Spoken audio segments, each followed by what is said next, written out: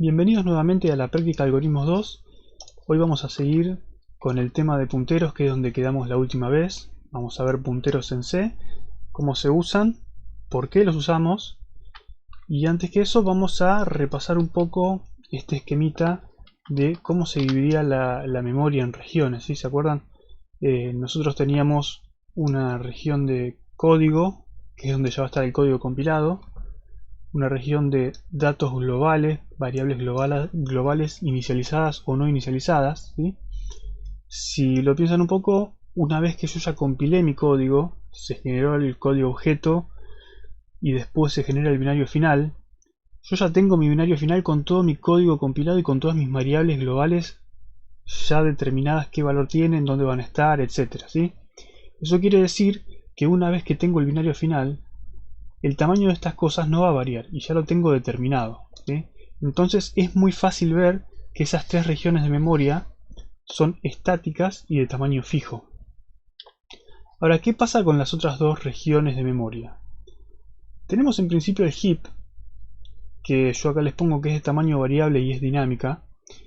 ¿Y por qué? Nosotros, generalmente, cuando hacemos programas sencillos acá para la facultad o lo que sea, son programitas que, bueno, leer un número por consola, mostrar algo, hacer una suma. Ahora, ¿qué pasa si yo necesito leer un archivo en memoria? Volvamos al ejemplo del video anterior, por ejemplo, de JPG. ¿Qué pasa si yo quiero levantar una imagen en mi programa para mostrarla por pantalla o lo que sea?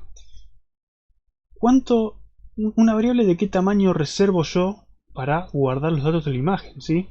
Yo no sé el usuario qué imagen va a cargar hasta que no corra el programa. Mientras yo estoy programando, mientras el compilador está compilando, no se sabe qué tamaño va a tener esa imagen. Recién se va a saber cuando el usuario corre el programa. Entonces yo necesito una forma de poder tener una región de memoria dinámica que yo le pueda decir en tiempo de ejecución qué tamaño de datos yo quiero almacenar. Ahora, no puedo resolver esto con el stack. Yo les dije que en el stack, la región esta de arriba de todo, en el stack guardábamos variables locales. ¿Puedo tener variables locales cuyo tamaño no tengo idea cuál es hasta tiempo de ejecución? Sí, se puede tener, pero hay unas dificultades extra que ahora vamos a ver cuando les explique un poco cómo funciona el stack, ¿sí? En principio, créanme que el stack tiene tamaño fijo y es estático. No es estrictamente necesario, pero si el stack es de tamaño fijo y estático, es mucho más fácil para el sistema operativo administrar la memoria y mucho más fácil para el compilador generar código que use el stack. ¿Por qué les digo esto? El stack funciona de esta forma. Acá del lado derecho vemos que tenemos un código y del lado izquierdo les pongo un diagrama de stack, ¿sí? Yo tengo mi código con una función main y una función extra que hace algo, y en mi main yo voy a tener tres variables locales. Como les dije, variables locales van a terminar en el stack en algún lugar, y después hago una invocación a una función que también va a tener una variable local, así que va a tener que terminar de alguna forma también en el stack. ¿Cómo funciona esto?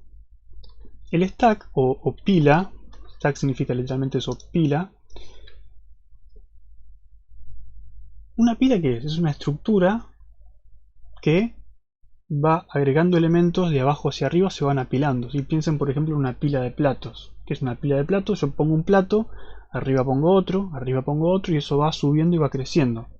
Cuando quiero sacar un plato, ¿qué hago? Saco el de arriba de todo, después saco el que está más abajo. Así que la pila va creciendo y se va achicando, pero siempre afecto al elemento que está más arriba, ¿sí? Voy sacando y voy poniendo arriba de todo. Eso es esta estructura. Este stack es una pila. Entonces lo que yo voy a tener acá es una estructura que empieza acá, en este punto, termina acá, tengo todo este espacio para crear mi stack, y en principio tengo un stack vacío. En este espacio vacío puedo almacenar mi stack. Ahora, como la gente de informática somos muy especiales, esta pila no es como la pila de platos que crece de abajo para arriba, sino que es una pila que crece de arriba para abajo, ¿sí? Es lo mismo, nada más que cambia el sentido, pero la idea es la misma. El último elemento que yo ponga va a ser el primer elemento que saco. Cuando yo empiece a ejecutar este código, ¿sí? Por ejemplo, ya supongo que estoy en el main, empiezo a ejecutar, se va el código a la primera variable acá, voy a tener que reservar espacio en mi stack para la primera variable. ¿Cómo funciona esto? Mi stack empieza acá y termina acá. La memoria disponible es toda, pero mi stack por ahora está vacío. Cuando yo quiera agregar datos al stack, lo voy a agregar ordenadamente desde el inicio, ¿sí? Ahora estoy en esta línea, mi stack comienza acá y termina acá. Todo esto sigue estando libre. Y agregué en mi stack una parte que voy a dedicar para mi variable A.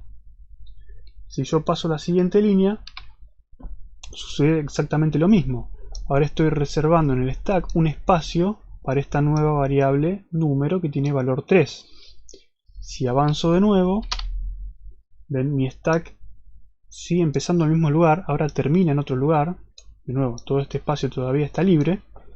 Y yo ya creé mis 3 variables en el stack. Ya tengo mi stack ocupado con 3 variables que voy a poder usar a lo largo de todo mi programa. Bien. Ahora, ven que el stack se va llenando ordenadamente. Cuando yo quiera destruir estas variables, no las use más, se van a también ir destruyendo ordenadamente, empezando por B, después número, después A. Por eso es un stack. Nunca me va a pasar que me quede, por ejemplo, A, B y esta parte vacía.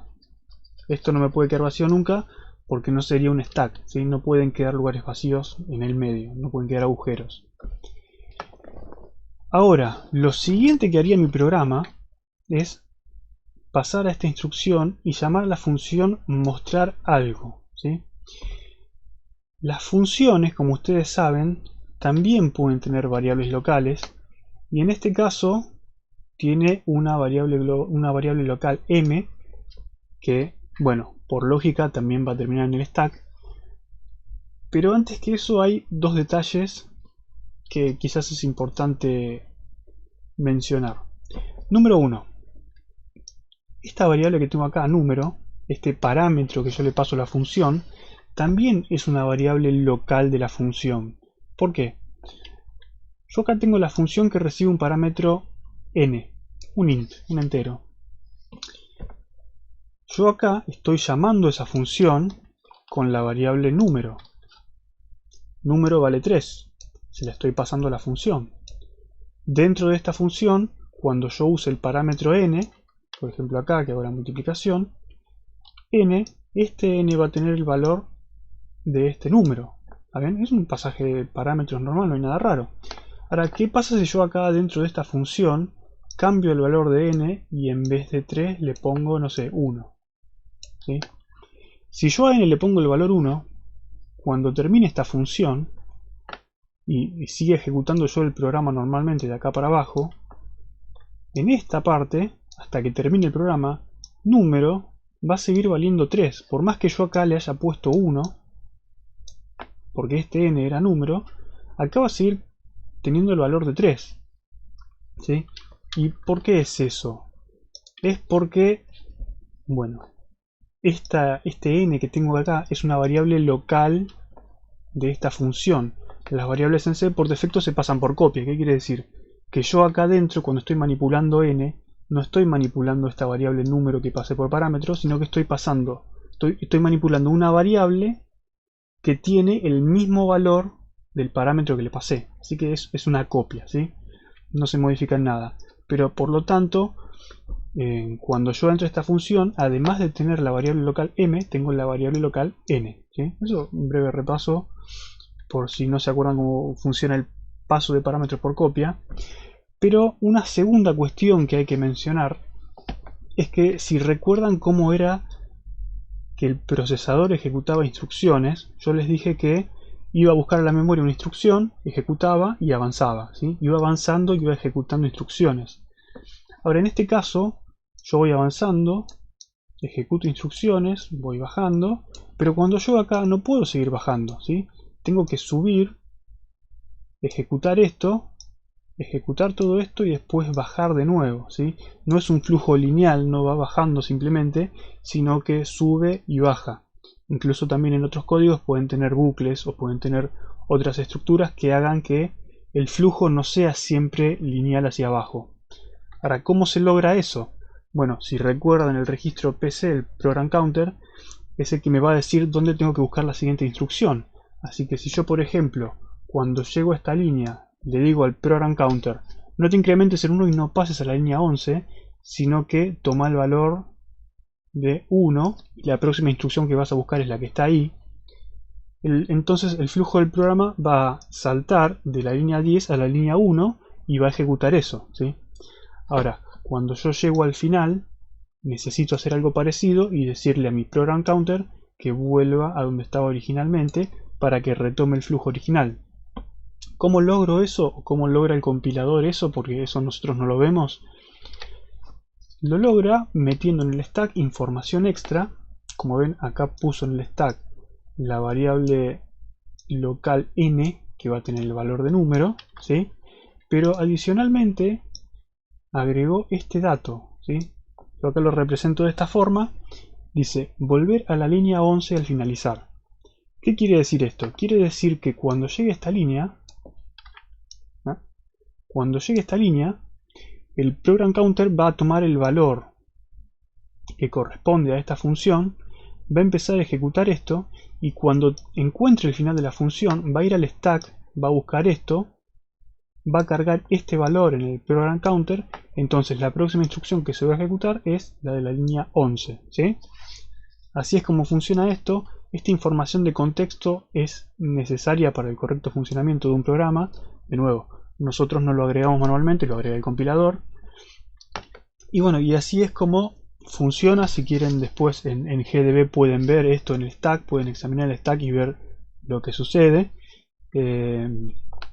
Y bueno, entonces lo que va a suceder es esto. El programa va a saltar acá, va a reservar lugar en el stack para esta nueva variable, ¿sí? La tengo acá. Después va a pasar lo mismo, ¿sí? Voy a invocar una función que es printf. Printf, como es una llamada función, nuevamente voy a crear una nueva información de contexto donde voy a poner los argumentos de la función printf y a dónde tengo que volver una vez que finalice la llamada función. Se va a invocar al printf, va a volver a la línea 3 acá, y cuando vuelve a la línea 3 pasa lo siguiente, ¿sí? Yo acá, esta parte de la memoria del stack, el stack creció para almacenar estos datos. Antes el stack, digamos, el stack finalizaba acá, todo esto estaba libre. Ahora el stack finaliza acá,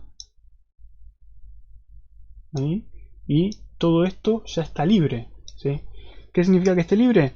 Que si yo ahora llamo otra función o creo otra variable, se va a crear acá arriba de lo que ya estaba creado, ¿sí? Yo creo más variables, se van a crear en esa parte de la memoria. Esa parte de la memoria tiene valores que usó printf, ¿sí?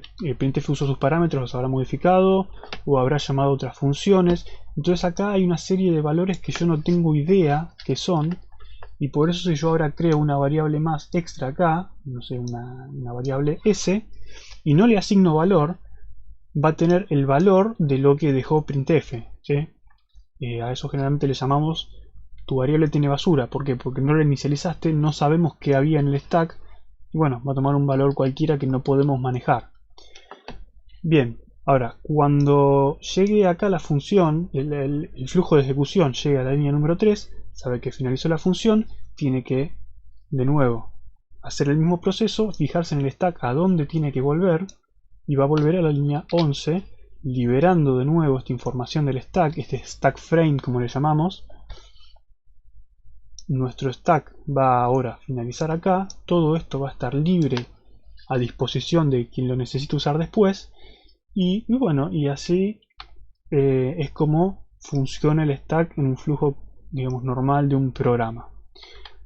Ahora, ¿qué inconveniente nos trae esto? El inconveniente es el siguiente. Supongan, de nuevo, volviendo por enésima vez al ejemplo del archivo JPG, que yo quiero tener una función, en vez de mostrar algo, se llama cargar imagen. La función cargar imagen, yo le paso un nombre de archivo, va a levantar el archivo, lo va a leer en memoria, ¿sí? Por ejemplo, acá va a reservar, pongamos un buffer bien grande hasta acá, va a reservar todo esto y acá va a guardar los datos de mi imagen, ¿sí? Yo tengo todo esto con los datos de la imagen. Ahora, mi función cargar imagen cargó en memoria la imagen. Está perfecto, no hay ningún problema. Ahora, ¿qué pasa? Cuando yo salga de la función y vuelva al main, vuelvo acá, y quiero usar los datos de la imagen que estaba acá, no voy a poder. ¿Por qué?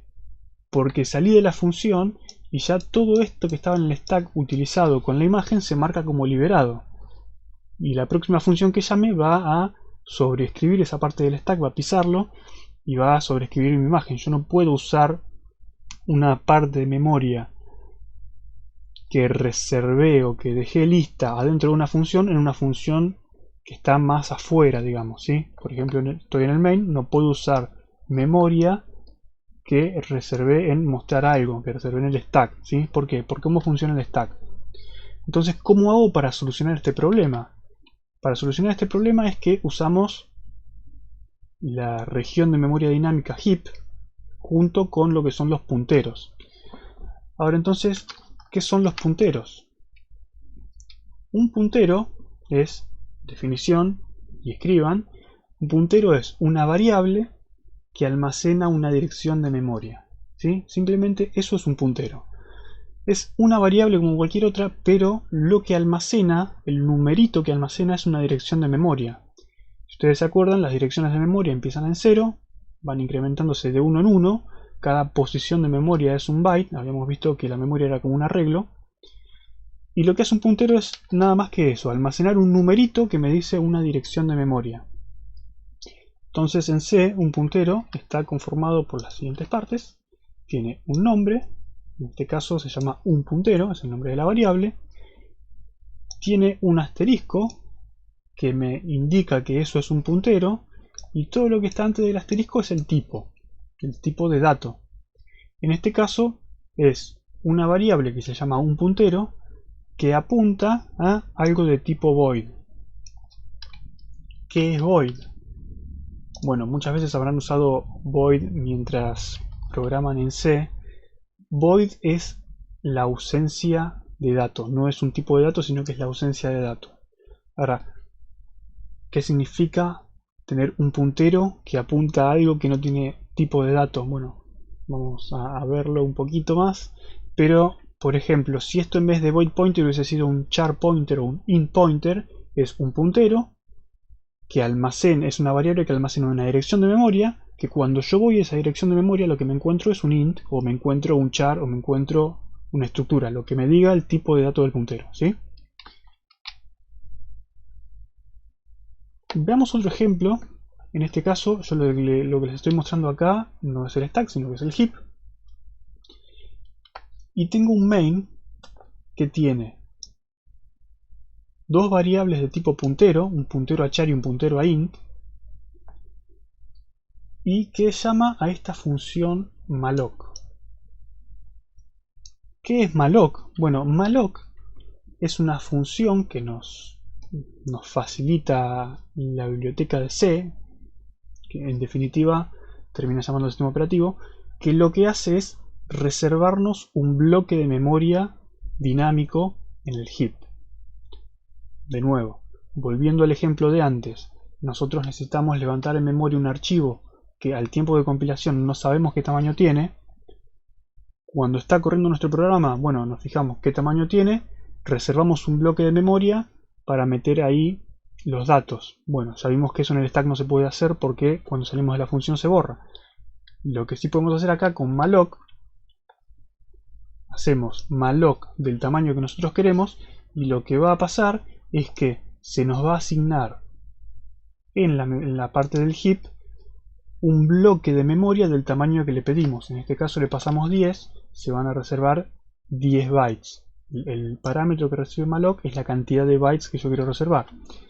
En este caso hago un malloc de 5, estoy reservando 5 bytes, ¿sí? Bueno, ¿Qué pasa con esta memoria reservada con malloc? ¿No se borra igual que con el stack? No. Una vez que yo llamo malloc, yo soy el dueño de esa memoria, y la única forma de que estos bloques de acá se liberen y se marquen como liberados es llamando a la función free, ¿sí? Mientras que yo no llame la función free, esos bloques van a seguir existiendo. Incluso si yo salgo de la función main y me olvidé de hacer free, no hice free, esos bloques van a seguir asignados y se van a perder, digamos, ¿sí? Van a quedar como bloques de memoria no liberados.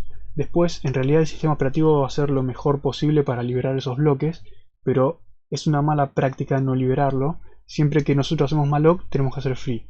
Por regla general, si tenemos n mallocs en nuestro programa, tenemos que hacer n frees, para liberar absolutamente todo lo que reservamos y no dejar posiblemente a otro proceso sin memoria disponible porque nosotros la consumimos toda. Bien, eso por un lado. Por otro lado, ustedes me podrían decir, bueno, está bien, yo con malloc reservé un bloque de memoria en el heap, pero sin embargo, también me dijiste que un puntero es una variable, como cualquier otra, y en este caso es una variable que también local. Entonces, el puntero se va a crear en el stack.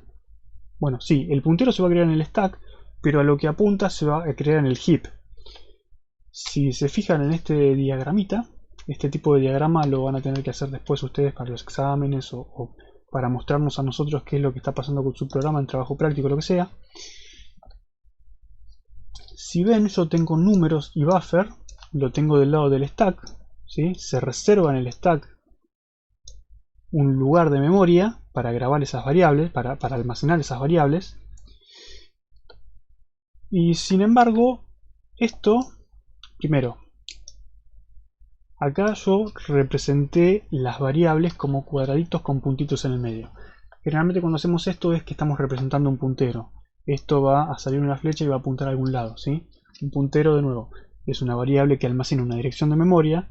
En este caso vamos a representar con una flecha a dónde está apuntando. Lo que va a pasar es que cuando yo llame a malloc, se va a reservar entonces acá un bloque de memoria. Llamo otra vez a malloc, se reserva otro bloque de memoria. Y malloc lo que devuelve es una dirección de memoria. Y acá le estoy asignando a mi variable. Entonces lo que va a pasar es que en mi variable se va a guardar la dirección de memoria que devuelve malloc. Básicamente eso equivale a que el puntero va a estar apuntando a la nueva zona de memoria. Bien, y esto es lo que sucede, ¿sí? Entonces vamos a tener en el stack las variables de tipo puntero y en el heap los bloques de memoria a los que apuntan esos punteros. ¿Qué pasa entonces si mi función main termina? O si no fuese una función main, fuese otra función y esto termina, lo que va a pasar es que estas variables locales que estaban en el stack dejan de existir, pero sin embargo estas variables, si yo no hago free, estos bloques, si no hago free, no dejan de existir, ¿sí? Voy a perder el puntero, no voy a saber dónde están mis bloques porque no tengo el valor al que apuntaban, pero el bloque sigue existiendo. Eso se llama perder memoria y eso es lo que no tienen que hacer nunca. Siempre tienen que asegurarse de no perder los punteros para no perder los bloques de memoria, ¿sí? Bien, ¿cómo usamos un puntero? Si yo tengo un puntero, en este caso la variable es números, ese es su nombre, es un puntero porque tiene un asterisco y es de tipo int, ¿sí? O sea que voy a tener un puntero, un puntero números que apunta a algo int. ¿Cómo lo uso? Si yo accedo a la variable números solamente, sin el asterisco, me va a devolver el valor del puntero, la dirección. Por ejemplo, si esto es 10, números va a tener almacenado el valor 10, y si yo me fijo qué valor tiene números, va a tener el valor 10.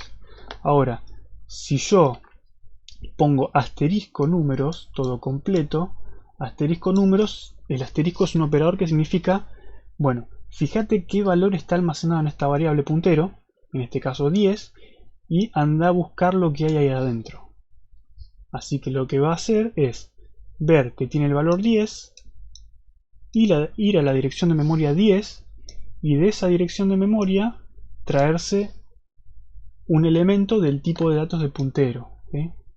Entonces, a partir de esta posición de memoria, va a buscar los bytes que sean necesarios para completar un int y me va a devolver ese número.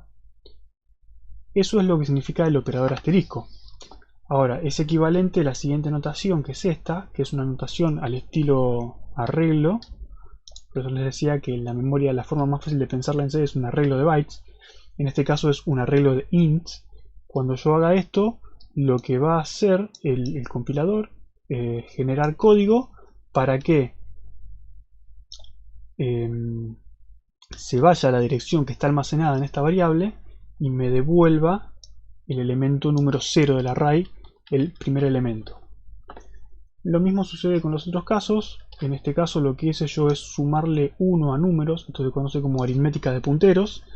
Entonces va a avanzar números en un elemento, le va a aplicar el operador asterisco, va a ir a buscar lo que hay ahí. De nuevo, es equivalente a la notación de arreglo. Antes me daba el primer int del arreglo, ahora me da el segundo int del arreglo, ¿sí? Eso como regla general. Ahora, volviendo un poco al tema de los void pointer, ¿para qué me sirve un puntero void? Si void no tiene dato, cuando yo le aplique el asterisco, ¿cuántos bytes me va a devolver de memoria? No tengo idea porque void no tiene tamaño, ¿sí? Entonces, ¿cómo usamos un puntero void? ¿Para qué me sirve? Bueno, un puntero void es un puntero genérico. Yo no sé a qué apunta, pero en tiempo de ejecución puedo decirle que apunta a algo de un tamaño determinado. ¿Cómo hago eso? Con los casteos. ¿Qué es un casteo? Un casteo es una forma de decirle al compilador que en cierta parte del código trate una variable como si fuese de otro tipo, ¿sí? Por ejemplo, veamos lo siguiente. Yo acá tengo una variable i de tipo long que almacena un valor. Si me fijo, esto va a estar almacenado en la memoria. Este es el valor hexadecimal que corresponde al valor de i, ¿sí? Voy a tener almacenado este valor en algún lugar de la memoria, ¿sí? Tengo todo esto que está acá, es la variable i, cómo se almacena en memoria. Hasta ahí no hay ningún problema. Después tengo una variable char, que se llama un byte, y lo que voy a hacer a continuación es asignarle a un byte el valor de i. ¿Para qué es lo que sucede con esto? I y un byte tienen tipos de datos diferentes. Cuando los tipos de datos son diferentes, C no puede asignar las dos cosas porque no sabe cómo tratarlas, ¿sí? No puedo asignarle un char que es de un byte a un long que tiene 8 bytes. ¿Qué hace? ¿Toma el primer byte? ¿Toma el segundo byte? Bueno, en general hay casteos que no hacen falta, sobre todo los de números, porque más o menos hay una convención de, bueno, si te piden asignar algo muy grande o algo más chico, toma los bytes más bajos y asignarlos. Pero a veces es bueno, primero, tienen que saber cómo funciona porque lo van a hacer, y segundo, hay casos donde no se permite un casteo implícito, sino que tienen que ustedes explícitamente poner el casteo, ¿sí? Entonces lo que va a suceder acá es que yo voy a decirle al compilador que acá yo tengo i, que era un long, que lo trate como si fuese un char. Esto es lo que significa esta notación. Un tipo de dato entre paréntesis se conoce como casteo, y lo que significa es, en esta parte del código, trata a esta variable, que ya tenía un tipo definido, que es long, tratarla como si fuese un char, ¿sí? Y lo que va a suceder es que el compilador me va a hacer caso, me va a creer que esto era un char, y va a asignar las variables porque ya tienen el mismo tipo. Entonces, si en este byte de acá yo tenía mi variable, lo que va a suceder es que todo esto que era i, que tenía 8 bytes, ahora va a pasar a tratarlo como si fuese de un solo byte, va a tomar el primer byte, ¿sí? Y lo va a asignar a la nueva variable. ¿Está bien? Lo único que hizo fue eso, fue tratar una variable de 8 bytes como si fuese de un solo byte. Lo mismo, por ejemplo, puedo hacer con otro tipo de datos, short. Short son 2 bytes. Lo que va a hacer entonces, va a agarrar toda esta variable, va a hacer de cuenta que en realidad tiene 2 bytes nada más, y le va a asignar un valor, en hexadecimal es esto, entonces le va a asignar 23, y el byte superior lo va a llenar con 0, porque digamos, si no cambia el byte superior, no va a ser 23 el valor del short, sino va a ser otra cosa. Y básicamente lo que hice acá fue modifiqué el valor de i como short, y el valor de i como short va a ser 23 en hexadecimal, pero el valor de i como long, como es originalmente, no va a ser 23 porque i sigue siendo todo esto. Entonces yo produje un resultado que quizás no esperaba. Yo esperaba que i fuese 23, pero en realidad i no es 23. I como short es 23, pero i no es 23. Y el peor caso es el siguiente, es este último, donde yo ahí lo estoy tratando como un tipo de dato mucho más grande de lo que en realidad es. Si acá le digo que es un long, y durante todo el tiempo de vida de la variable va a ser un long, y yo después le digo no, no es un long, es un long double, que es mucho más grande, tiene muchos más bytes, y le digo al compilador, bueno, ahora trátalo como si fuese esto, y le asigno un número, lo que va a pasar es que le va a asignar ese número ahí, y va a llenar todo con ceros como corresponde para que el valor realmente sea el que dice. Y lo que pasó acá es que, está bien, se modificó el valor de i, que llegaba hasta acá, ¿sí? Si yo leo i de nuevo sin casteo como si fuese un long, está bien, el valor va a seguir siendo este que yo le di, porque todos los bytes altos eran 0. Pero ¿qué pasó? La variable 1 byte que estaba almacenada acá al lado también fue modificada. Y no solamente un byte, sino todos los bytes que están acá, todos estos fueron modificados accidentalmente por un descuido, porque simplemente hice mal el casteo y modifiqué todo esto que no era parte de mi variable. Si mi variable llegaba hasta acá, yo por hacer mal un casteo modifiqué todas las variables que estaban al lado, ¿sí? Eso tienen que intentar evitarlo. Cada vez que nosotros hagamos un casteo, el compilador va a creer lo que le digamos. Lo que le digamos como programadores, digamos, es absoluto. El compilador no tiene opinión en el asunto. Simplemente lo va a tomar como cierto y van a pasar cosas inesperadas. Bien. ¿Por qué necesitamos casteos? De nuevo, volviendo al tema de void pointer. Si yo tengo un puntero a void, en este caso tengo una variable buffer que es un puntero a void, no puedo aplicarle el operador asterisco ni el operador tampoco como si fuese un array.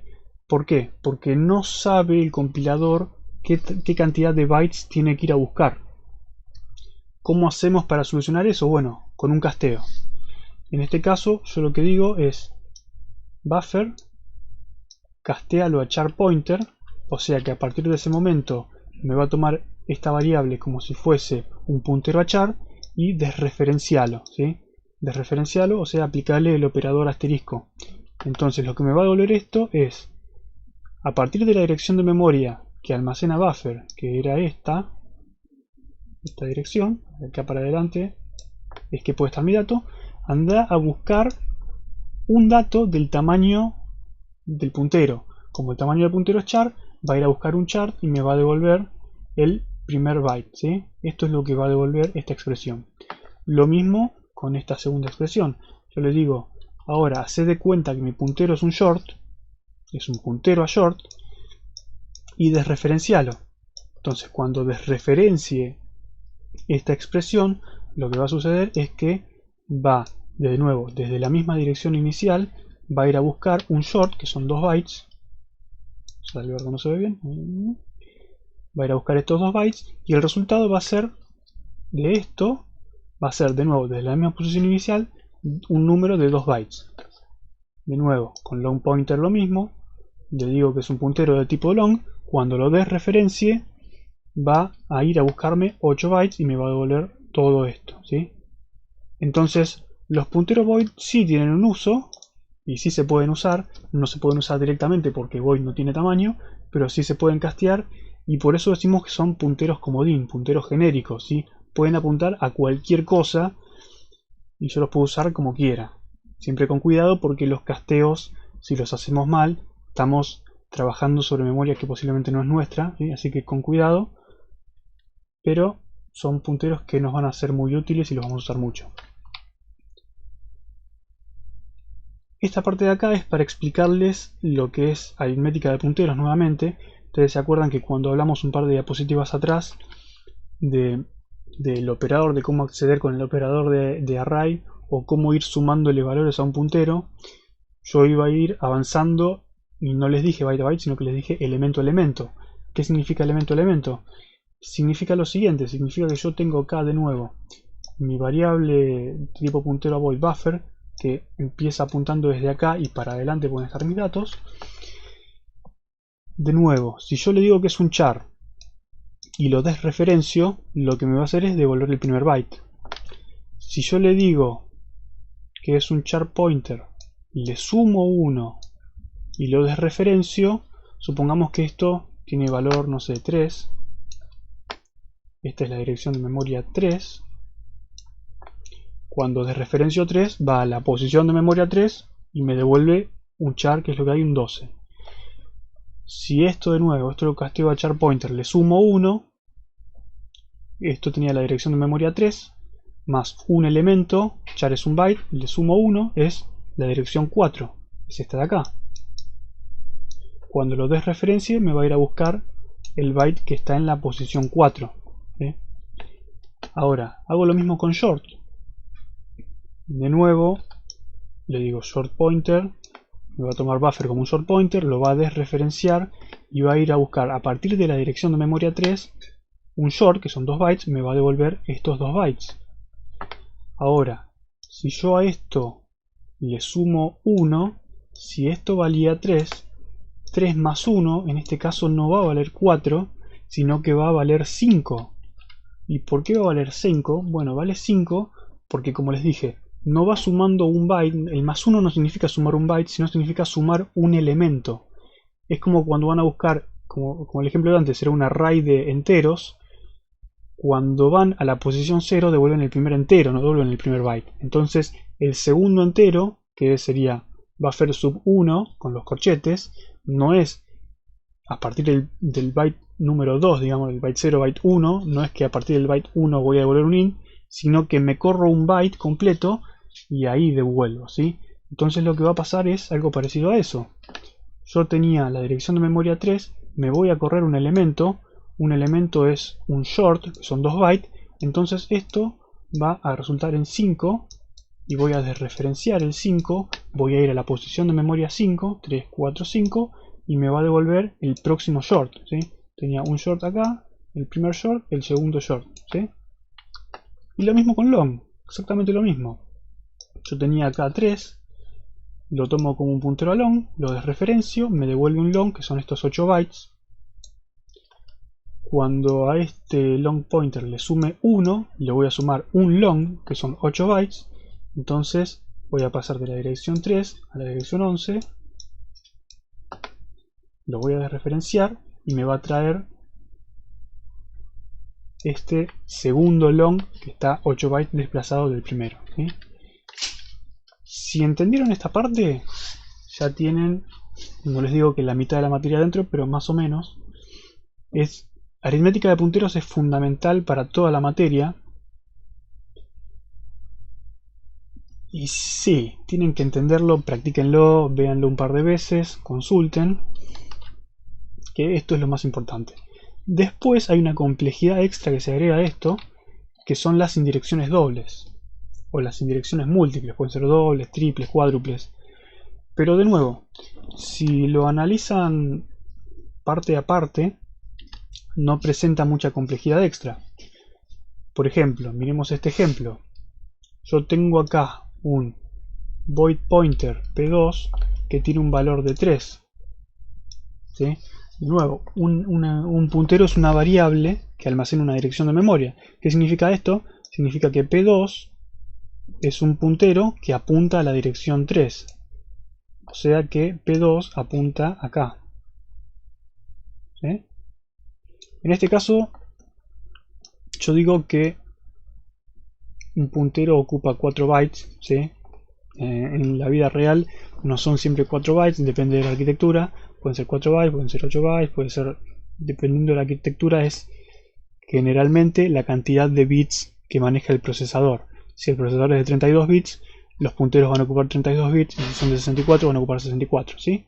Y bueno, como ejemplo sirve, para no ser demasiado largo el dibujo, entonces P2 va a estar apuntando a la dirección de memoria 3. Ahora, yo no puedo aplicarle el operador asterisco a P2 porque es de tipo void, no sé cuántos bytes ir a buscar. Ahora, si yo digo que P2 es un char pointer y lo desreferencio, ¿sí? Lo que va a suceder es que me fijo, ¿qué valor tiene P2? 3. Bueno, voy a la dirección 3, acá, desreferencio, y me traigo el contenido. El contenido de 3 como char, que es un byte a partir de la dirección 3, es 0e. ¿Sí? Por eso, desreferenciar P2 como char pointer me da 0e. Lo mismo con P3. P3 ya directamente me dicen que es un short, que apunta a la dirección 0e. La dirección E es esta, o sea que de acá para allá va a estar mi dato. En este caso es un short. Cuando le aplique de asterisco, voy a ir a partir de esta dirección a buscar 2 bytes, ¿sí? Estos 2 bytes, y este es el resultado. Ahora, ¿qué pasa con P1? P1 tiene 2 asteriscos. Es un puntero doble. De nuevo, como les dije yo antes, la variable tiene el nombre. Si tiene un asterisco quiere decir que es un puntero. Y todo lo que está antes del asterisco, en este caso tienen void y otro asterisco, es el tipo del puntero. Entonces, P1 es un puntero que apunta a void pointer. Un puntero que apunta a punteros de tipo void. Un puntero que apunta a punteros que no tienen tipo, ¿sí? Y tiene el valor 9. Entonces, lo que significa esto es que si yo desreferencio P1, y en este caso sí puedo desreferenciar P1, ¿por qué? Porque P1, digamos, es, de nuevo, P1 es un puntero y tiene un tipo. Y ese tipo no es void, es void pointer. Si fuese void, si fuese un solo asterisco, no podría hacer esto porque el tipo del puntero es void. Ahora, como el tipo del puntero no es void, sino es void pointer, no es void, tiene un tipo, entonces puedo desreferenciarlo. Si lo desreferencio quiere decir que voy a la dirección que está almacenada, que es 9, y a partir de 9 devuelvo un elemento del tipo de dato almacenado. El tipo de dato almacenado es void pointer. Como les dije, en este caso los punteros son de 4 bytes, devuelvo 4 bytes, ¿sí? A partir de la dirección almacenada devuelvo un tipo de dato que es 4 bytes y devuelvo el número 3. Entonces, de referenciar P1 me va a devolver un 3 con tipo void pointer, ¿sí? Ahora, yo lo que devolvía con esto es un puntero a void. Sigue siendo un puntero, sigue siendo algo que apunta a otra cosa. Si se fijan más abajo acá, yo tengo que desreferencio P1, que me da P1 me da 3. Ahora, si yo le digo esto que está acá, que en realidad es 3, tratalo como un short pointer, quiere decir que ahora tengo un puntero a short con el valor 3. O sea que a partir de acá voy a estar apuntando un short. Lo vuelvo a desreferenciar, entonces devuelvo un elemento del tamaño que me dice el tipo, devuelvo 2 bytes. Entonces devuelvo 0e. ¿Sí? Esto que está cabido por partes es lo mismo que hacer esto. Es lo mismo que si yo hubiese casteado P1 o declarado directamente P1 como puntero a short, aplico una vez el operador de desreferenciación, el asterisco, o sea que todo esto me hubiese devuelto 3, ahí. Todo esto me hubiese devuelto 3 con el tipo, ahora no void pointer, sino short pointer, porque al tipo le saco un nivel de indirección, le saco un asterisco, y después lo vuelvo a aplicar la indirección y a devolver un tipo de datos de lo que tenía almacenado, que era un short. Entonces voy a la dirección 3 y devuelvo 2 bytes, ¿sí? Y así esto se puede repetir con doble, triple indirección, cuádruple indirección, la cantidad de niveles de indirección que yo quiera. Eso no hay ningún problema y es uno de los puntos clave de la materia, de nuevo, van a trabajar mucho con punteros. Y otra parte que me falta decir de punteros es el tema de direcciones de memoria, de cómo tomar direcciones de memoria de una variable. Yo les dije que tienen el operador asterisco, ¿sí? El operador asterisco lo que hace es, se fija el valor del puntero y lo desreferencia, ¿sí? Va a la dirección de memoria que está almacenada ahí y me trae el dato. En este caso también existe el operador inverso, que es el ampersand. Si yo tengo una variable y le aplico ampersand, lo que me va a volver ampersand es la dirección de memoria donde está almacenada esa variable, ¿sí? Entonces, en este diagrama, yo veo que mi variable está en la dirección 3, a partir de la dirección 3, y tiene el valor hexadecimal 1234, es esto que está acá. Mi variable está almacenada en esta dirección. Yo haciendo esto en el código nunca tengo idea de en qué dirección está mi variable y tampoco me importa, ¿sí? Yo simplemente uso la variable, no me importa si está almacenada en la posición 3, en la posición 4, en la posición 100, es exactamente lo mismo, no me interesa, pero para ciertos casos por ahí me interesa saber qué dirección tiene. Bueno, ¿cómo conozco la dirección? Aplicando el ampersand. Entonces, cuando aplique el ampersand a una variable, lo que me va a devolver es la dirección en la que está almacenada, en este caso 3, se lo asigno al puntero, entonces mi variable puntero va a tener el valor 3, ¿sí? Y ahí de nuevo lo mismo, puedo desreferenciarlo, me va a devolver el valor, o puedo aplicar ampersand, me va a devolver la dirección. Esa es la dualidad entre el ampersand y el asterisco, y ya con esto tenemos cubierto lo que sería el 95% de lo que es punteros. Sí, dejemos los 90. Quedarían un par de cositas a aclarar, en especial con respecto a los punteros a función, pero por ahora vamos a dejarlo acá para que no sea demasiado largo. Vamos a hacer lo siguiente, yo les voy a dejar para que hagan después en el Slack unos ejercicios. Vamos a ver si tengo acá los ejercicios. Tengo unos ejercicios de punteros. Son 10 ejercicios, no todos son ejercicios, algunos son demostraciones. En otro video vamos a resolverlos. Pero, por ejemplo, para que vean qué forma tienen, yo les doy este main, que tiene código. Ustedes me tienen que decir qué error hay en este código.